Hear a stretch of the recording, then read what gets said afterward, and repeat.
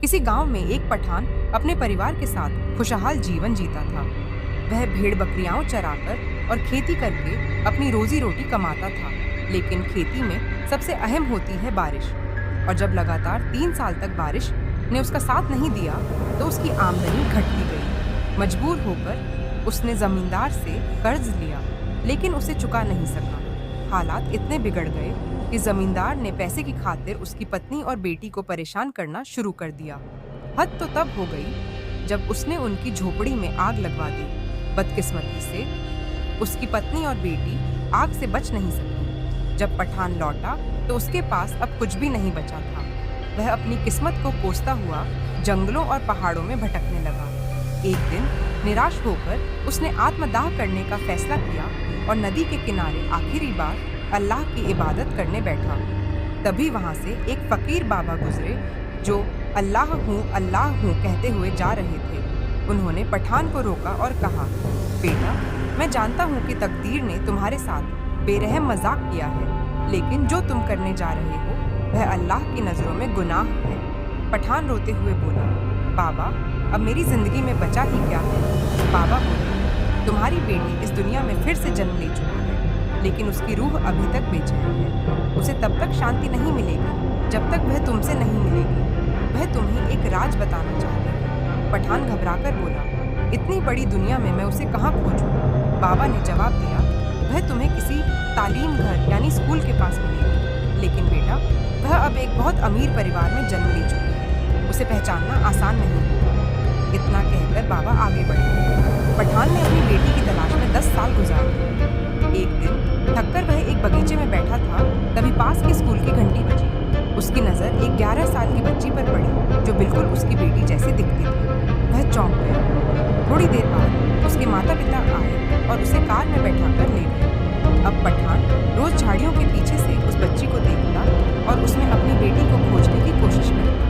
एक दिन बच्ची की माँ ने उसे देख लिया और शक करने लगी कि यह अजनबी क्यों उनकी बेटी को ढूंढ रहा है। एक दिन जब माता पिता को देर हो गई तो पठान ने बच्ची को स्नेह से कुछ खाने की चीजें दी। बच्ची खुश होकर घर गई और माँ से इस बारे में बताया। माँ ने सख्त हिदायत दी कि अजनबियों से कुछ मत लेना, लेकिन बच्ची ने कहा, माँ, वह अजनबी नहीं लगी। माँ ने उसे डांटकर चुप करा दिया। कुछ दिन बाद जब माता पिता बहुत देर से आए तो पठान ने बच्ची को उसके घर छोड़ दिया। माता पिता परेशान हो गए कि कोई अजनबी उनकी बेटी को घर छोड़ दिया।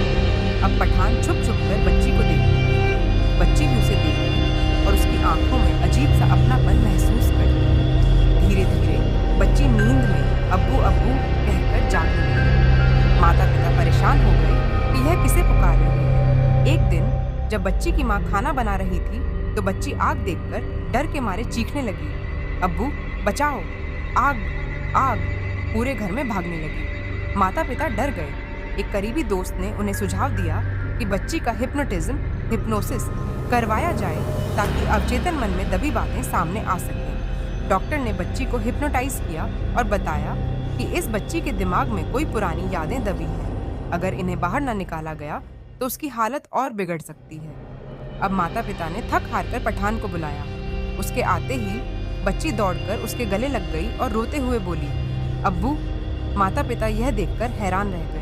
ये बच्ची इसे जानती तक नहीं, फिर इसे अब्बू क्यों कह रही है। पठान ने अपनी पुरानी बेटी की तस्वीर निकाली और कहा, जब तक यह बच्ची मेरे गांव नहीं जाएगी तब तक ठीक नहीं होगी। आखिरकार बच्ची के माता पिता राजी हो गए। गांव पहुंचते ही बच्ची हर जगह दौड़ दौड़ कर बताने लगी कि कौन सी जगह क्या है। माता पिता हैरान रह गए, यह यहाँ कभी आई ही नहीं, फिर इसे यह सब कैसे पता। अचानक बच्ची भागकर अपनी पुरानी जली हुई झोपड़ी के पास गई और रोते हुए बोली, अब्बू, हमारी झोपड़ी तो जल गई थी।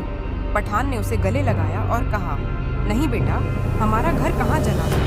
बच्ची सुबकते हुए बोली, अब्बू, आपके जाने के बाद जमींदार और उसके बेटे ने हमारी झोपड़ी में आग लगा दी थी। मैंने उन्हें आग लगाते हुए देखा था। गुस्से में पठान कुल्हाड़ी लेकर जमींदार के घर की ओर दौड़ा, लेकिन गांव वालों ने बताया कि जमींदार का पूरा परिवार एक सड़क हादसे में मारा जा चुका है। थोड़ी देर बाद बच्ची फिर रोने लगी और अचानक बेहोश हो गई। जब वह होश में आई तो अपने पिछले जन्म की सारी यादें भूल चुकी थी और पठान को पहचानने से इनकार कर दिया।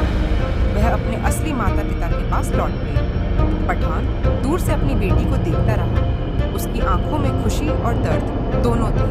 उसकी बेटी अब अपने नए जीवन में लौट गई थी, लेकिन उसकी रूह को अब सुकून मिल चुका था। इस तरह एक तड़पती रूह को आखिरकार शांति